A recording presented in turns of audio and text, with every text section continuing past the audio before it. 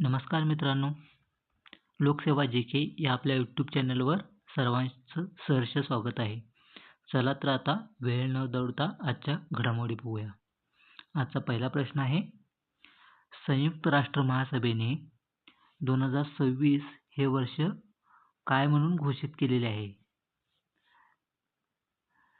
तर याचं योग्य उत्तर आहे, संयुक्त राष्ट्र महासभेने 2026 हे वर्ष शाश्वत विकासासाठी स्वयंसेवकाचे आंतरराष्ट्रीय वर्ष म्हणून घोषित केलेले आहे. आता SDG बद्दल महत्त्वाचे हे बघूया आपण, महत्त्वाचे पॉईंट्स. SDG म्हणजे शाश्वत विकास ध्येय होय आणि हे किती आहेत? एकूण 17 शाश्वत विकास ध्येय आहेत आणि या शाश्वत विकास ध्येयांचा कालावधी किती आहे? तर 2015 ते 2030 हा SDGचा कालावधी आहे. आणि SDG म्हणजेच सस्टेनेबल डेव्हलपमेंट गोल या निर्देशांकामध्ये भारताचं स्थान किती आहे? तर भारताचं स्थान 99 आहे. SDG मध्ये भारताचं स्थान 99 आहे.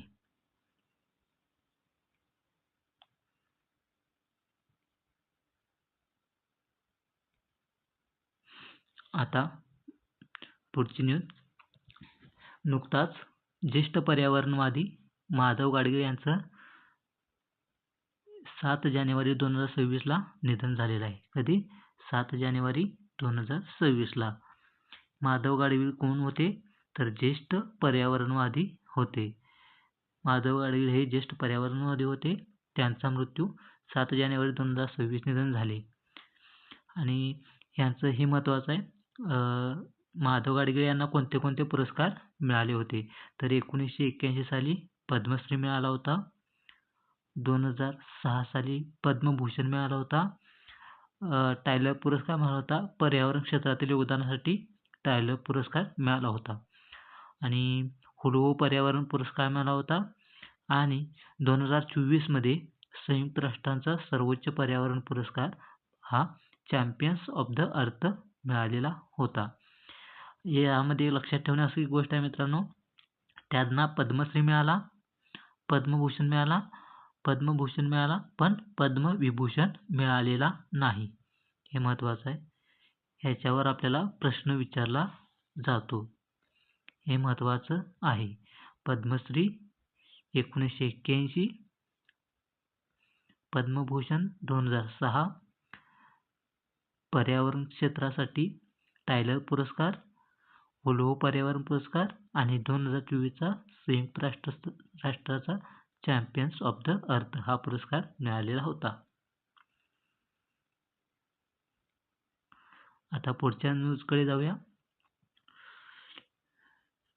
नुकताच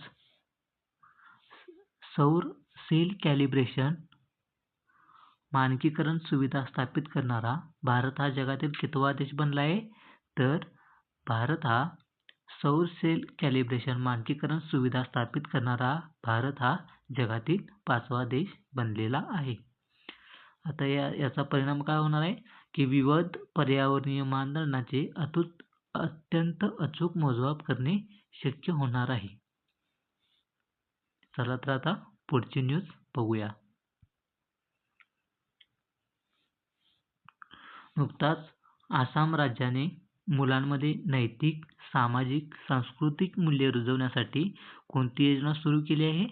तर संस्कार योजना सुरू केलेली आहे. कोणत्या राज्य सरकारने? आसाम राज्य सरकारने मुलांमध्ये नैतिक, सामाजिक आणि सांस्कृतिक मूल्ये रुजवण्यासाठी संस्कार शाळा ही योजना सुरू केलेली आहे. या कार्यक्रमात कार्यशाळा, हस्तकला सत्रे आणि कौशल्य विकास यांचा समावेश असणार आहे. आता पुढची न्यूज. आता आसामबाबत काही महत्त्वाच्या फॅक्ट बघूया आपण. आसाम राज्याची स्थापना कधी झाली होती? तर आसाम राज्याची स्थापना 26 जानेवारी 1950 रोजी आसामची स्थापना झाली होती. आसामचे मुख्यमंत्री आहेत हेमंत बिस्वा शर्मा, हे आसामचे मुख्यमंत्री आहेत. आसामचे राज्यपाल आहेत लक्ष्मण प्रसाद आचार्य, हे आसामचे राज्यपाल आहेत. आणि आसामची राजधानी दिसपूर. दिसपूर ही आसामची राजधानी आहे. आणि आसाममध्ये महत्त्वाचं काय आहे? राष्ट्रीय उद्याने काझीरंगा राष्ट्रीय उद्यान जे एकशिंगी गेंड्यासाठी प्रसिद्ध आहे, मानस राष्ट्रीय उद्यान आणि दिब्रू सैखोवा राष्ट्रीय उद्यान, रायमोना राष्ट्रीय उद्यान आणि देहिंग पट्टणकाई राष्ट्रीय उद्यान ही महत्त्वाची राष्ट्रीय उद्याने आसाममध्ये आहेत. आणि प्रमुख धरणे कोणती? तर पगलडिया आणि सुबनसिरी ही प्रमुख धरणे आसाम या राज्यात आहेत. आता नुकताच मिझोराममध्ये सापाच्या कोणत्या प्रजातीचा शोध लागलेला आहे? तर मिझोराममध्ये सापाच्या कॅलमारिया मिझोरामिन्सिस या नवीन सापाच्या प्रजातीचा शोध लागलेला आहे. कुठे लागला आहे? मिझोराममध्ये सापडलेला आहे. आणि या नावातच मिझोराम या राज्याचा उल्लेख आहे, त्यामुळे हे पटकन लक्षात येतं. नाव काय आहे? कॅलमारिया मिझोरामिन्सिस हे नवीन सापाची प्रजाती मिझोराममध्ये सापडलेली आहे. आता मिझोरामबाबत महत्त्वाचे फॅक्ट बघूया. मिझोरामची स्थापना झाली 20 फेब्रुवारी 1987 रोजी झाली. मिझोरामचे मुख्यमंत्री आहेत लालदुहोमा, हे मिझोरामचे मुख्यमंत्री आहेत. व्ही.के. सिंग हे मिझोरामचे राज्यपाल आहेत. आणि मिझोरामची राजधानी काय? ऐझॉल ही मिझोरामची राजधानी आहे. आणि मिझोराममध्ये महत्त्वाची राष्ट्रीय उद्यान कोणती? तर मुर्लेन आणि ब्लू माउंटेन ही मिझोराममधील महत्त्वाचे राष्ट्रीय उद्यान आहेत. आणि सेरलुई आणि तुईरियाल ही प्रमुख धरणे मिझोराममध्ये आहेत. कोणते? सेरलुई आणि तुईरियाल ही प्रमुख धरणे आणि मुर्लेन आणि ब्लू माउंटेन ही राष्ट्रीय उद्याने आहेत. आता महत्त्वाच्या घडामोडी बघूया. राष्ट्रीय सारस मेळा 2026 आयोजन कुठं करण्यात आले? आंध्र प्रदेश या ठिकाणी राष्ट्रीय सारस मेळा 2026 आयोजन करण्यात आलं होतं. आणि याचा उद्देश काय आहे? ग्रामीण कारागीर आणि महिला बचत गटांना प्रोत्साहन करणं ह्या राष्ट्रीय स्मारक मेळ्याचं मेन उद्देश आहे. आणि हे राष्ट्रीय सारस मेळा 2026 कुठे भरणार आहे? तर आंध्र प्रदेश या ठिकाणी राष्ट्रीय सारस मेळा 2026 भरणार आहे. दृष्टिहीनांसाठी पहिले ब्रेल ग्रंथालय कोणत्या राज्यात स्थापन करण्यात आलं आहे? तर उत्तर प्रदेश या राज्यात दृष्टिहीनांसाठी पहिले ब्रेल ग्रंथालय स्थापन करण्यात आलेलं आहे. आणि जागतिक ब्रेल दिन कधी साजरा केला जातो? तर 4 जानेवारी रोजी जागतिक ब्रेल दिन साजरा केला जातो. जानेवारी 2026 मध्ये पहिलाच अधिकृत भारत दौरा करणारे फ्रेडरिक मर्ज हे जर्मनीचे चान्सलर आहेत. आता पुढची न्यूज बघूया. ॲथलीट जिन्सन जॉन्सन याने नुकतीच निवृत्तीची घोषणा केलेली आहे. तर हा कोणत्या राज्याचा खेळाडू आहे? तर ॲथलीट जिन्सन जॉन्सन हा केरळ राज्याचा खेळाडू असून त्याने नुकतीच निवृत्तीची घोषणा केलेली आहे. त्याने ॲथलीट जिन्सन जॉन्सन याने काय केले? ते 2018 मध्ये जकार्ता आशियाई स्पर्धेत 1500 मीटरमध्ये सुवर्णपदक मिळवले होते. हा जिन्सन जॉन्सन काय आहे? हा धावपटू आहे. आता पुढच्या न्यूज बघूया. आता चर्चेतील ज्वालामुखी आहे. माउंट बुर्नी टेलोग हा ज्वालामुखी कोणत्या देशामध्ये आहे? कोणता? माउंट बुर्नी हा ज्वालामुखी कोणत्या देशात येतो? तर माउंट बुर्नी हा ज्वालामुखी इंडोनेशिया या देशामध्ये स्थित आहे. आता महत्त्वाचे इतर ज्वालामुखी बघूया. साकुराजिमा हा ज्वालामुखी जपानचा आहे. हायली गुब्बे हा ज्वालामुखी इथिओपिया देशात आहे. रिकॉन डेला वेजा हा ज्वालामुखी कोस्टारिका या देशात आहे. बारातांगमड हा ज्वालामुखी अंदमान आणि निकोबार या देशात आहे. अंदमान आणि निकोबार येथे म्हणजे हा भारतात आहे. आणि तप्तान हा ज्वालामुखी इराण या देशात येतो. तर याचं मुख्य काय? माउंट बुर्नी हा ज्वालामुखी चर्चेत असल्यामुळं हा प्रश्न विचारण्याची दाट शक्यता आहे की माउंट बुर्नी तेलोंग हा ज्वालामुखी कोणत्या देशात आहे तर इंडोनेशिया देशामध्ये आहे. आता महत्त्वाचा दिवसावरची न्यूज आहे की 11 जानेवारी हा दिवस कोणता दिन म्हणून साजरा केला जातो तर 11 जानेवारी हा दिवस राष्ट्रीय मानवी तस्करी जागृती दिवस म्हणून साजरा केला जातो.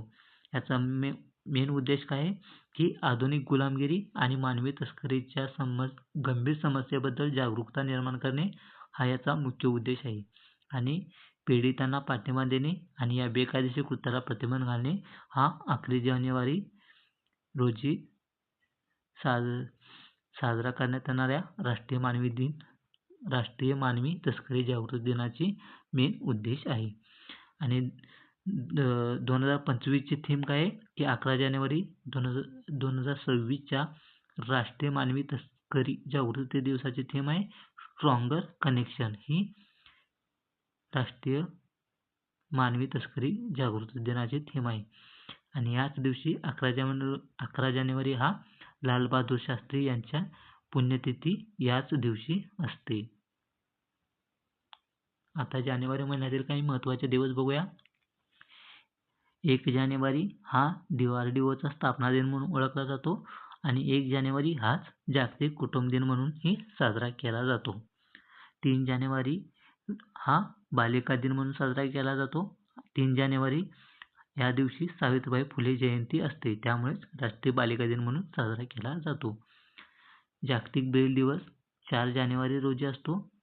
तर 6 जानेवारी रोजी आचार्य बाळशास्त्री जांभेकर यांचा जन्मदिवस पत्रकार दिन म्हणून साजरा केला जातो. 9 जानेवारी हा प्रवासी भारतीय दिन म्हणून साजरा केला जातो, कारण 9 जानेवारी 2015 रोजी महात्मा गांधी दक्षिण आफ्रिकेतून भारतात आले होते. 10 जानेवारी हा जागतिक हिंदी दिवस म्हणून साजरा केला जातो. 12 जानेवारी हा राष्ट्रीय युवा दिन म्हणून साजरा केला जातो. 12 जानेवारी रोजी स्वामी विवेकानंद यांची जयंती असते आणि हाच दिन राष्ट्रीय युवा दिन म्हणून साजरा केला जातो. 15 जानेवारी भारतीय सैन्य दिन असतो. लष्करी दिन 15 जानेवारी. राष्ट्रीय बालिका दिवस कधी असतो तर 24 जानेवारी हा राष्ट्रीय बालिका दिन म्हणून साजरा केला जातो. 25 जानेवारी हा राष्ट्रीय मतदार दिन म्हणून साजरा केला जातो आणि 25 जानेवारी हाच राष्ट्रीय पर्यटन दिवस म्हणूनही साजरा केला जातो. 26 जानेवारी हा भारतीय प्रजासत्ताक दिन म्हणून साजरा केला जातो आणि याच दिवशी आंतरराष्ट्रीय सीमा शुल्क दिवसही साजरा केला जातो. 26 जानेवारी 2026चा हा 77वा प्रजासत्ताक दिन असणार आहे. आणि 28 जानेवारी हा लाला लजपत राय यांची जयंती दिवस म्हणूनही साजरा केला जातो. नुकताच राष्ट्रीय वस्त्रोद्योग परिषद कुठे पार पडली तर 2026ची राष्ट्रीय वस्त्रोद्योग मंत्र्यांची परिषद आसाम या ठिकाणी पार पडलेली आहे. पर्यावरणीय मानक प्रयोगशाळाबद्दलची महत्त्वाची न्यूज आहे.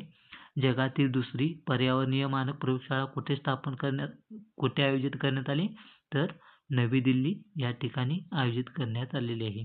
जगातील दुसरी पर्यावरणीय मानक प्रयोगशाळाचं आयोजन नवी दिल्ली येथे झालेलं आहे.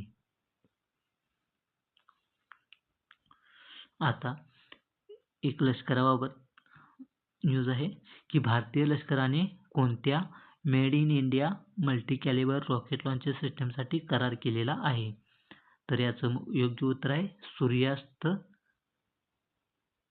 या रॉकेट लॉन्चर सिस्टमसाठी करार केलेला आहे.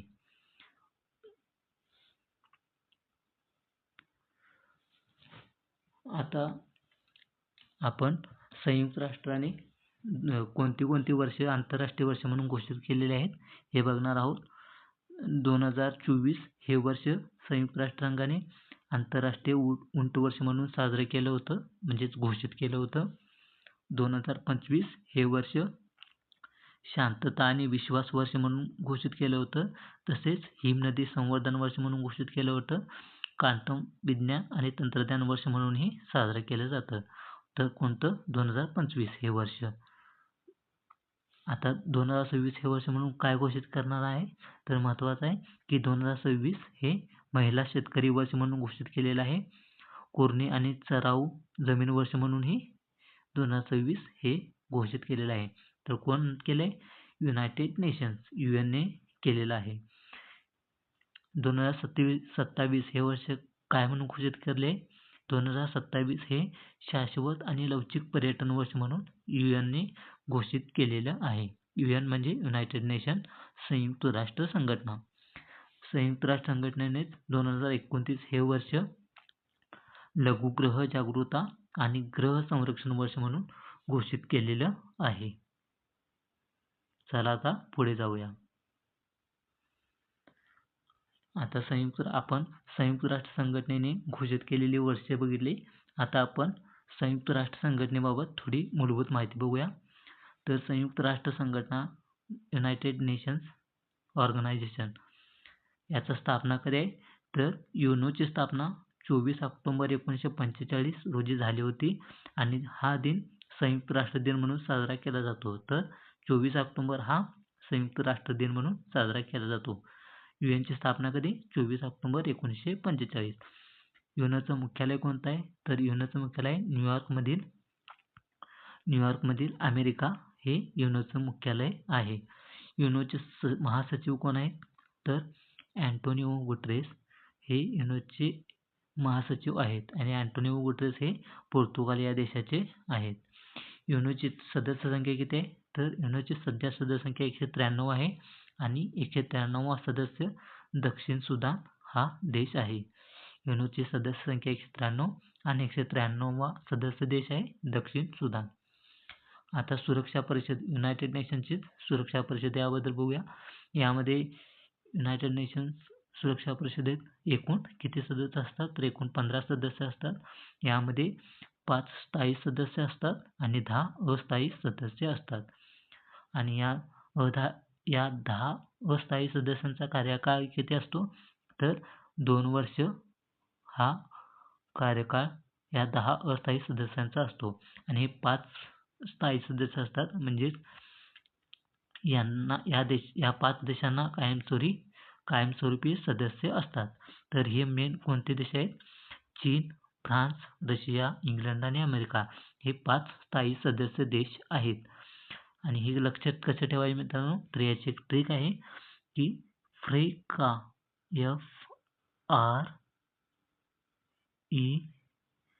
FREC आणि E कुठला आहे? फ्रेका म्हणजे फ्रान्स, रशिया, इंग्लंड, चायना आणि अमेरिका हे 5 देश स्थायी सदस्य आहेत आणि 10 सदस्य हे अस्थायी आहेत आणि यांचा कार्यकाळ 2 वर्ष असतो. म्हणजे प्रत्येक 2 वर्षांनी हे 10 सदस्य बदलतात. आता पुढे जाऊया. नुकताच 2026चा जागतिक पुस्तक मेळावा कुठे पार पडला?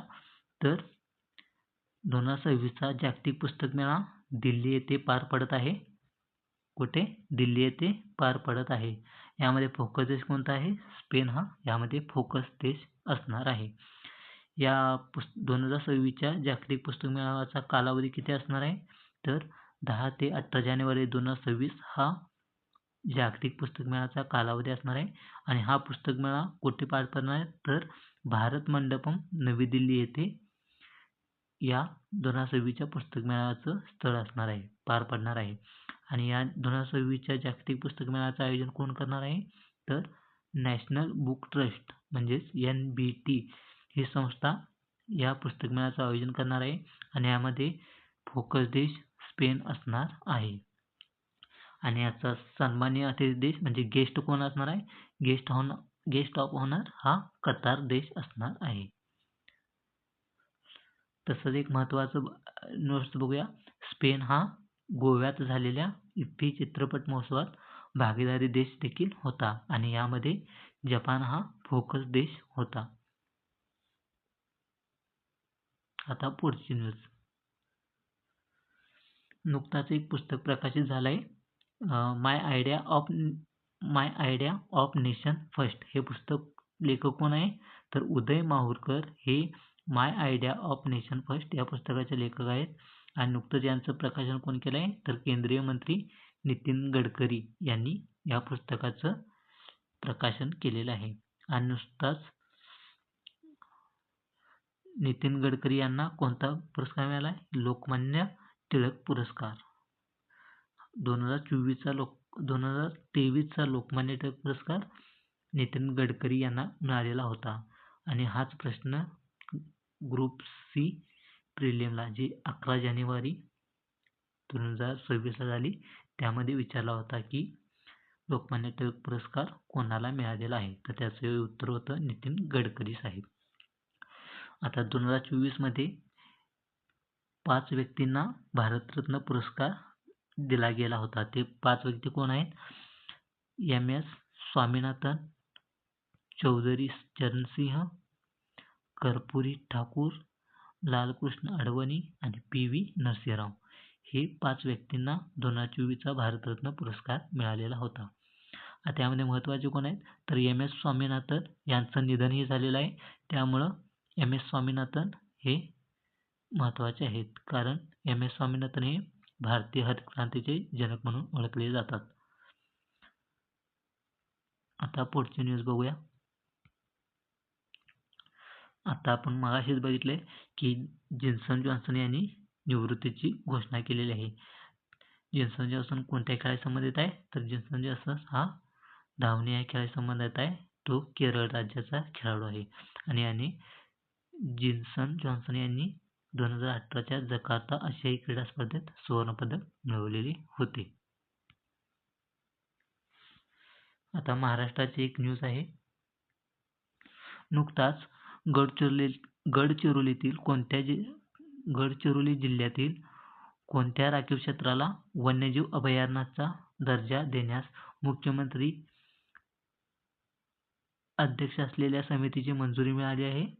तर गडचिरोली जिल्ह्यातील कोलामार्क संवर्धन राखीव क्षेत्राला वन्यजीव अभयारण्याचा दर्जा देण्यास मुख्यमंत्री अध्यक्ष असलेल्या समितीची नुकताच मंजुरी मिळालेली आहे. तर हा कोलामार्क संवर्धन राखीव क्षेत्र कुठे आहे?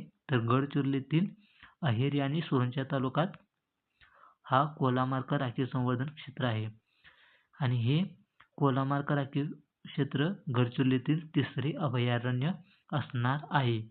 तर गडचिरोलीतील इतर अभयारण्य कोणते? तर चपराळा अभयारण्य आणि भामरागड अभयारण्य हे ऑलरेडी गडचिरोली जिल्ह्यातील 2 अभयारण्य आहेत. आणि आता तिसरं कोलामार्क संवर्धन राखीव क्षेत्राला अभयारण्याचा दर्जा देण्यास नुकताच मंजुरी मिळालेली आहे.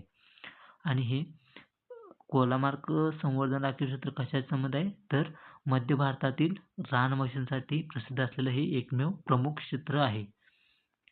कोलामार्क संवर्धन राखीव क्षेत्र हे भारतातील रानमशींसाठी प्रसिद्ध असलेलं एकमेव प्रमुख क्षेत्र आहे. आणि नुकताच याला वन्यजीव अभयारण्याचा दर्जा देण्यास मंजुरी मिळालेली आहे. आता महाराष्ट्रातील प्रमुख अभयारण्य बघूया. महाराष्ट्राचं पहिलं पक्षी अभयारण्य कोणतं?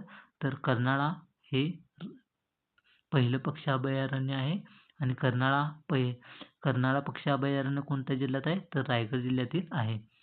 पहिलं पक्षी अभयारण्य कर्नाळा, रायगड जिल्हा. महाराष्ट्रातील पहिले अभयारण्य कोणते? तर दाजीपूर अभयारण्य म्हणजेच राधानगरी अभयारण्य हे महाराष्ट्रातील पहिले अभयारण्य होते. आणि दाजीपूर अभयारण्य हे कोणत्या जिल्ह्यात आहे? तर कोल्हापूर जिल्ह्यात आहे. आणि हा दाजीपूर अभयारण्य गव्यांसाठी प्रसिद्ध आहे. काळवीटसाठी प्रसिद्ध अभयारण्य कोणते? तर देऊळगाव रेहकुरी, जिल्हा अहमदनगर हे काळवीटसाठी प्रसिद्ध असणारे अभयारण्य आहे. आणि मोरांसाठी प्रसिद्ध असणारे अभयारण्य कोणते?